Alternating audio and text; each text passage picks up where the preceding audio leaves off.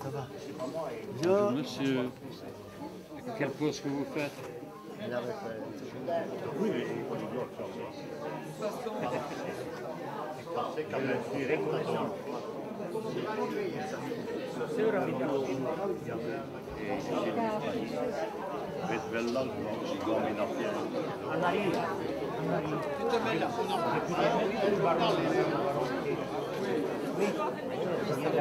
C'est pas les mineurs.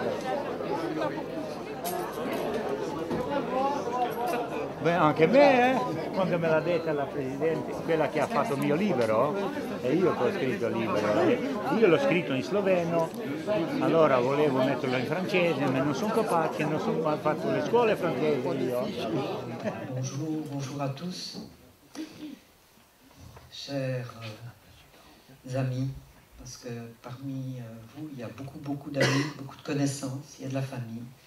Et il y a surtout une très grande famille qui est là, c'est la famille des mineurs, des enfants mineurs et de Hirscheuse, que je remercie du fond du cœur d'être présent.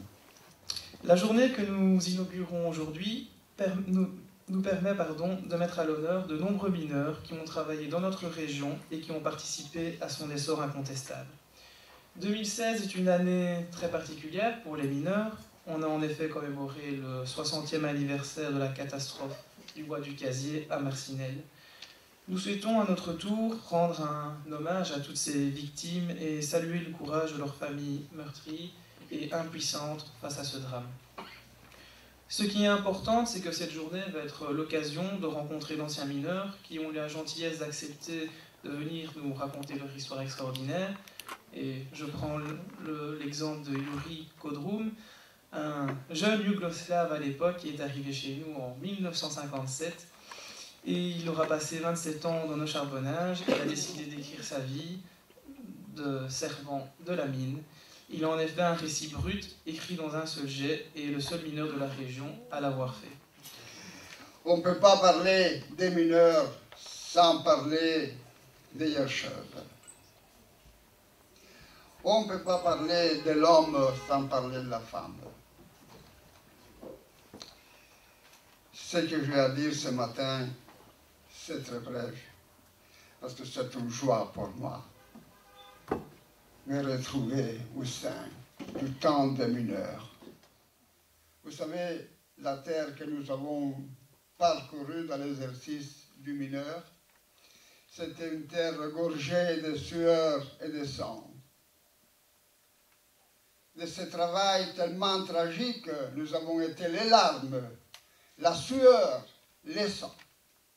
Ces flammes ont formé une chaîne humaine, faite d'amitié, de solidarité. Et c'est ce que ces mineurs ont fait. Nous voulons les transmettre à une nouvelle génération.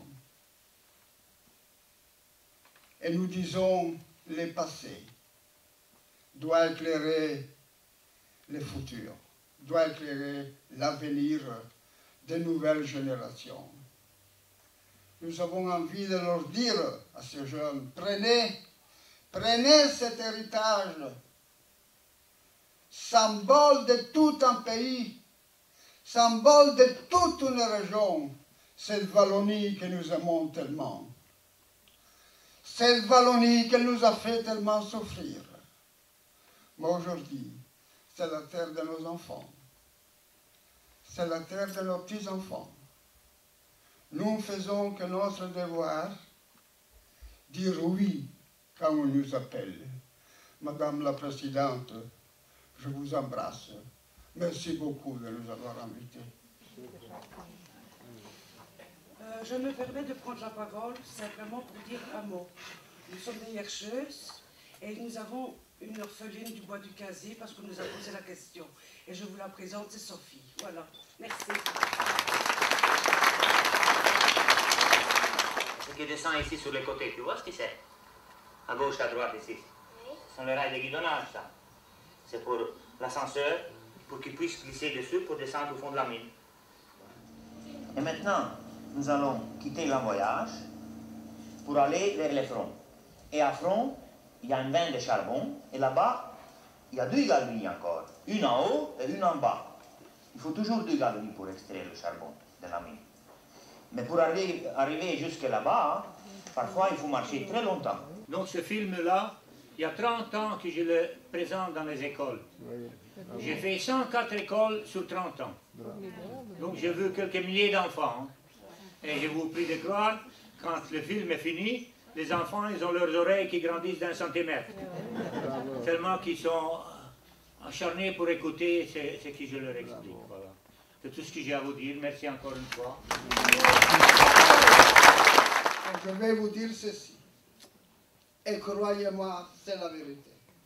Malgré les dangers, il y avait une fraternité, une amitié entre les mineurs. Et chaque mineur savait la responsabilité qu'il avait. On devait s'assurer pour ne pas que le ciel nous tombe sur la tête. Hein? Vous savez, pour terminer, cet or noir caché dans un cœur noir et palpitant qu'on devait aller arracher au fond des mines, où des 162 hommes ont laissé leur cœur au fond des mines, eh bien nous sommes fiers de cela. Nous, les mineurs, avec l'aide de nos épouses, de nos familles, de nos enfants, nous avons honoré l'humanité entière. Croyez-moi, c'est la vérité. Bonjour à chacune et à chacun. Je souhaite vraiment prendre le micro très brièvement pour déjà remercier mon jeune échevin de la culture qui m'aura excusé devant vous tout à l'heure en précisant la raison qui me tenait un peu éloigné de vous ce matin pour une rencontre qui me tient particulièrement à cœur, et je félicite tous ceux qui y ont travaillé, ceux qui ont livré leurs témoignages et qui ont permis que ceux-ci appartiennent à la mémoire collective d'une région qui, il faut bien le dire, aura largement été marquée par la vie des mineurs. Et je l'évoquais hier au monument, puisque vous le savez, à l'occasion de chacune des fêtes de Wallonie, il y a 2 moments forts, une prise de parole au monument des personnes qui sont décédées durant la guerre, des soldats à Auvelais, rue des 2 Auvelais, et nous avons ensuite un deuxième moment de mémoire au monument aux mineurs qui est situé ici dans le parc, et j'aurais eu l'occasion d'évoquer hier devant les personnes présentes la fort belle initiative prise par le centre culturel. Je salue l'ensemble des forces vives du centre culturel d'ailleurs, et je trouvais qu'il fallait mettre ceci en avant.